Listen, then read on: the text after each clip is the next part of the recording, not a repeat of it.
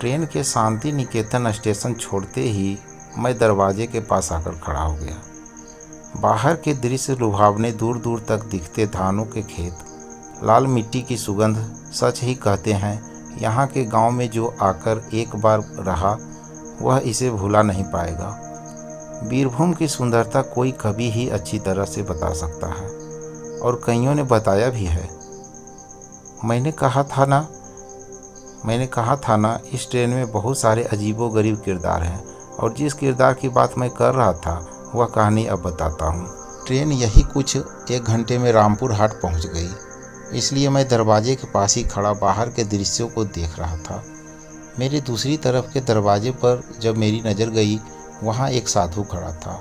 लाल रंग के वेशभूषा, बड़ी बड़ी दाढ़ी, ऊपर जटा।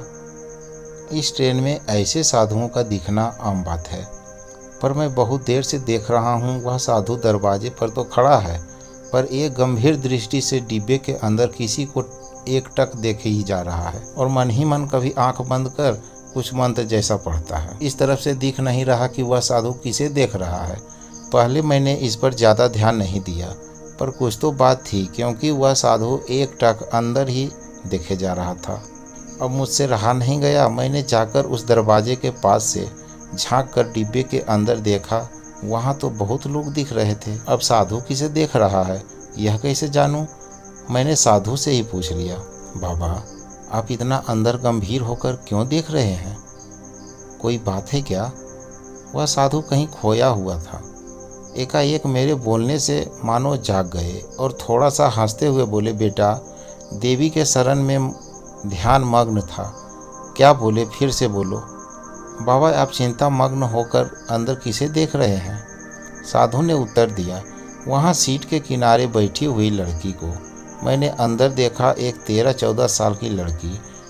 जिस सीट पर 3 या 4 लोग बैठते हैं उसके बाएं तरफ किनारे बैठी है। उसकी माँ ने उसके हाथ को पकड़ रखा है। उधर पास ही पिताजी हैं। वह लड़की चुपचाप बैठी हुई है, एकदम सामान्य। मैंने साधु से पूछा, क्या उस लड़की को कुछ हुआ है? साधु बोला, उसके ऊपर शैतानी साया है। तुम उसके आंखों को देर तक एकटक देख नहीं सकते। यह सुन मुझे तो विश्वास ही नहीं हुआ। मैंने उस लड़की को फिर से देखा। उसका सिर इस बार उठा हुआ था। दोनों आंखों को ध्यान से देखा। हमारी आंखों में जहाँ रंग की पुतली है, ध्यान से देखने पर उस लड़की की पुतली लाल थी। मैं 1 मिनट से भी कम उसकी आंखों में नहीं देख पाया। जलन होने लगी, पर इस पर मुझे विश्वास नहीं हुआ। ट्रेन में आंखों में जलन होना कोई बड़ी बात नहीं। मैंने फिर से देखा उसकी तरह। सच कहूँ तो मेरी आंखें मानो अभी तक बंद हो गई। मैं साधु से बोला, क्या आप इस लड़की को जानते हैं? साधु बोला, हाँ जानता हूँ। उसके घर वालों को जानता हूँ। इस शैतानी साया से मुक्ति के लिए उसे अपने गुरु के पास थोड़ा हंसकर बोला, लगता है लेखक हो, इसलिए कहानी जानना चाहते हो। हाँ बाबा, इधर उधर लिख लेता हूँ। तंत्र मंत्र, रहस्य, इन सब पर कहानी लिखना मुझे पसंद है। साधु बोला, कहाँ जा रहे हो माँ तारा के दर्शन करने? मैंने हाँ में सिर हिलाया। साधु बाबा ने फिर पूछा, तंत्र मंत्र पर लिखते हो तो बताओ, देवी तारा का स्थान 10 महाविद्या में किस स्थान पर है? इसी प्रश्न का उत्तर बता दो, मैं तुम्हें पूरी घटना बता दूंगा। मैं एक बार झेंप सा गया। मन में सोचने लगा, किस स्थान पर है देवी तारा? मैं सोच ही रहा था कि साधु फिर से बोला, 10 महाविद्या के बारे में सुना भी है या नहीं? हाँ सुना है और कुछ पढ़ा भी है, पर देवी तारा किस स्थान पर है यह मुझे नहीं याद आ रहा। साधु दाढ़ी खुजलाते हुए थोड़ा सा हंसा। तो 10 महाविद्या में से 3 देवी का नाम बताओ।